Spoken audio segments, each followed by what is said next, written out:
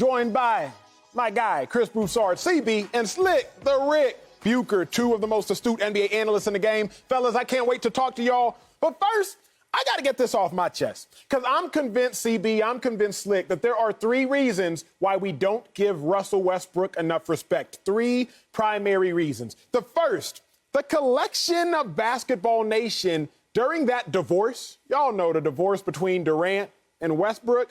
Well, we all kind of chose custody with Kevin Durant, if you will. We all kind of said, no, we want to stay at his house. Westbrook can get visitations on the weekends, but KD is really who we rock with. That's the first reason. I feel like when we had to make a decision between KD and Westbrook, we collectively chose KD, and we just don't think Russell Westbrook is that likable.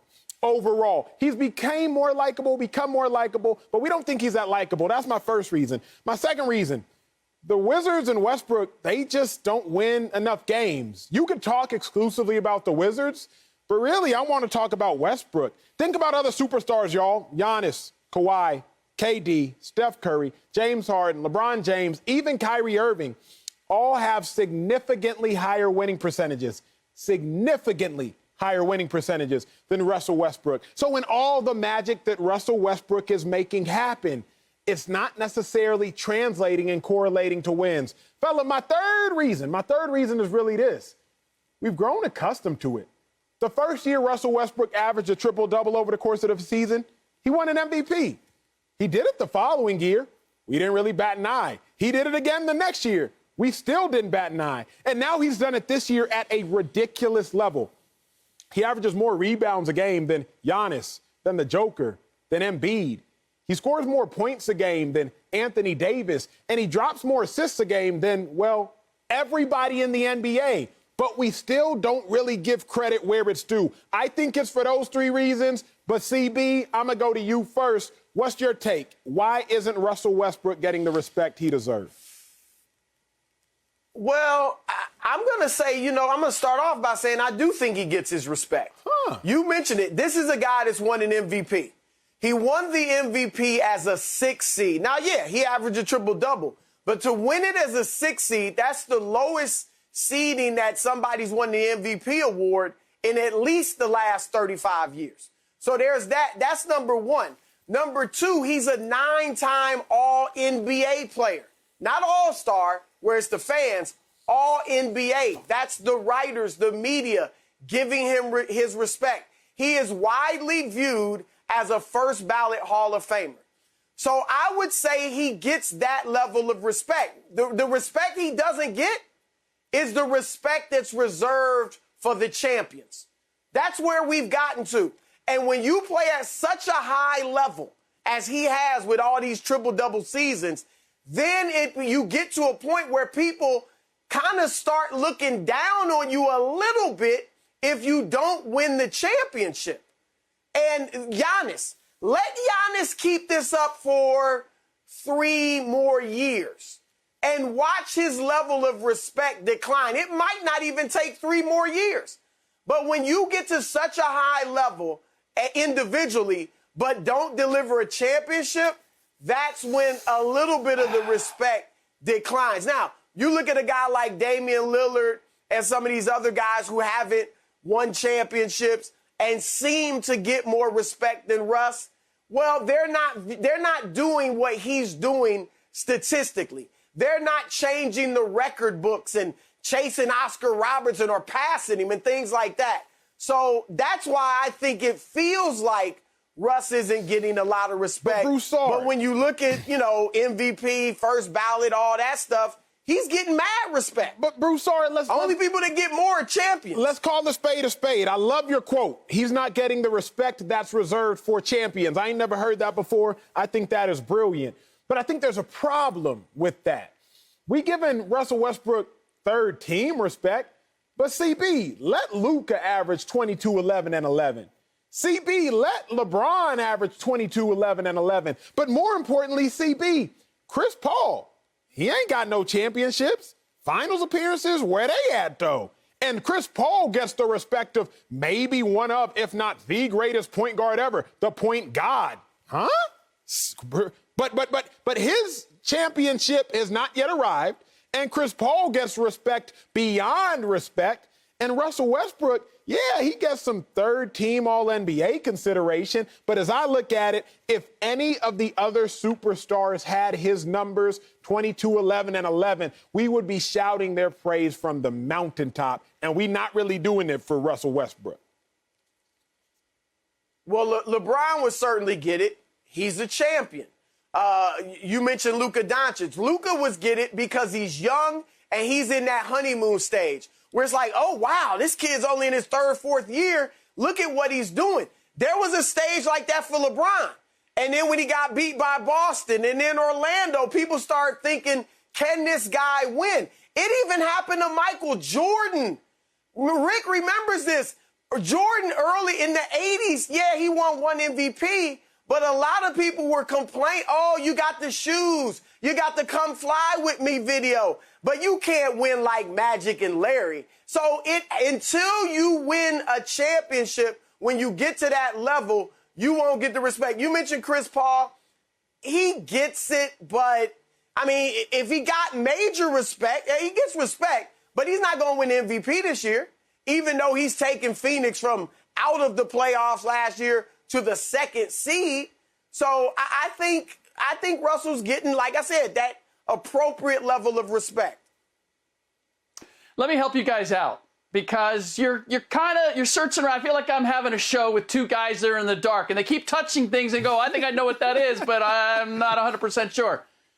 The reason that Russell Westbrook doesn't get the respect that he deserves is because he does not give respect.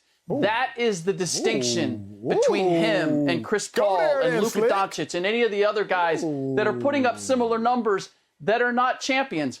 What do we think of? What's the first thing we think of when we think of Russ Westbrook's image?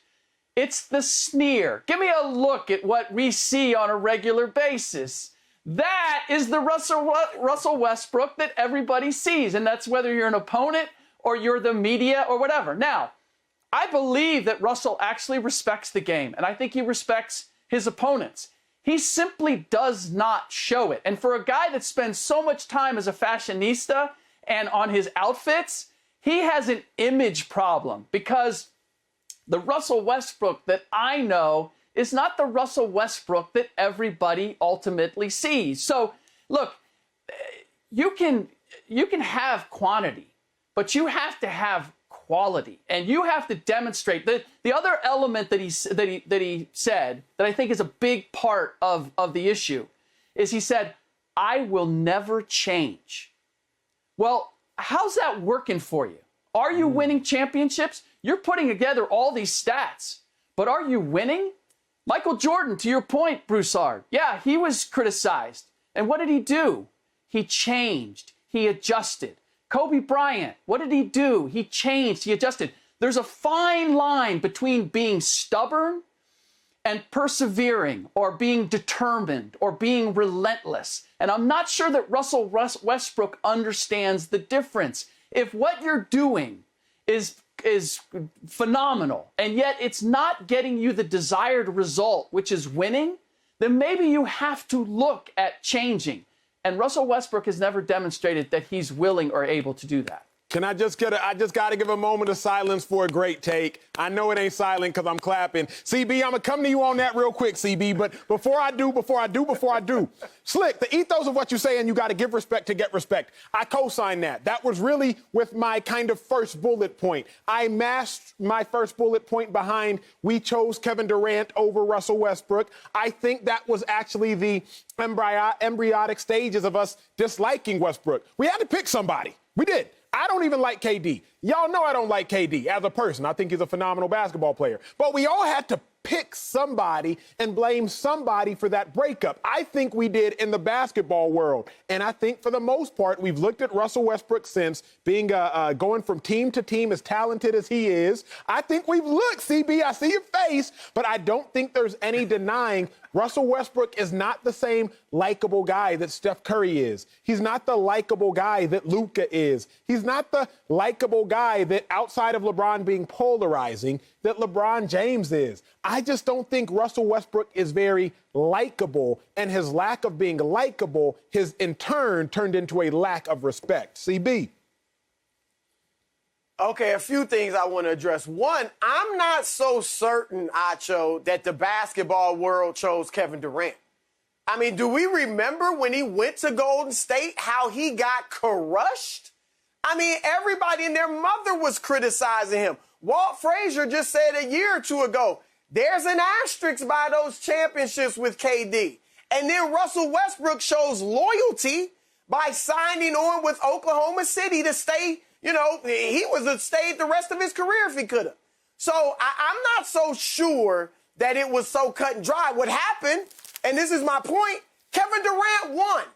Now, no matter how stacked the deck was, he won, and he did deliver in the finals. He was the two-time finals MVP. He balled out. He was the best player on the team. So that is what did it. And Rick, look, there's no doubt Rick made a great point, and you echoed it, Acho, where you said he's not likable. Very true. But I throw this at you. Is Kevin Durant likable? Burner accounts, CB, let me going at the media, keep it the basketball. I don't want to talk to y'all. Keep it the basketball.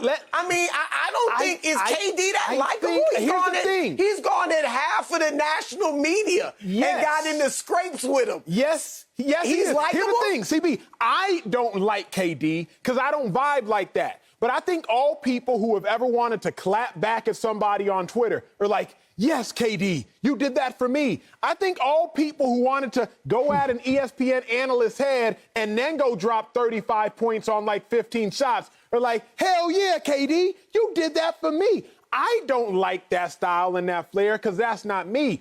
But Broussard, I do think it's a whole lot of people who don't clap back like KD does, and they see themselves in a little bit of KD, and for that reason, he is likable. I feel you asking the question, because I don't like it, but I think it's a whole bunch of dudes that do. Slick.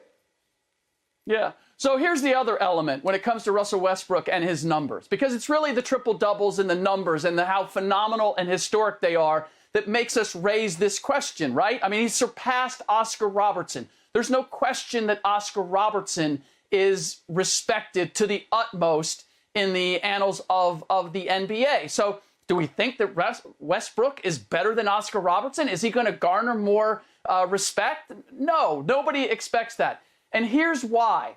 Because Westbrook has quantity, but he does not have quality. The numbers aren't reflected in the records of the teams that he's playing for. He's not making other players better.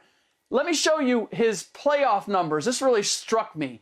His playoff numbers, his first time he was in the postseason to the last time we saw him last year. Look across the board, the difference. This is the first time in the postseason. You're supposed to, after all these years, be moving up, not down. And in many cases, they're reflected in his regular season numbers. Some of the numbers are going up, but his efficiency is not. His shooting across the board is lower at the most important time of the year. So I can't look, the object of the game is not to have an impressive stat line. The object of the game is to win. And if your stat line is not delivering wins, then your stat line to me, as someone who covers the NBA, just doesn't mean as much as the guy who he shoots 40%, but he gets his team to consistently win. I'm going to pay attention to that as opposed to the guy who's getting a triple-double every night but losing by 5. I respect it. We hear the take of Russell Westbrook chasing stats, but I look at it like this, Slick. If you chasing rebounds, I ain't mad at you.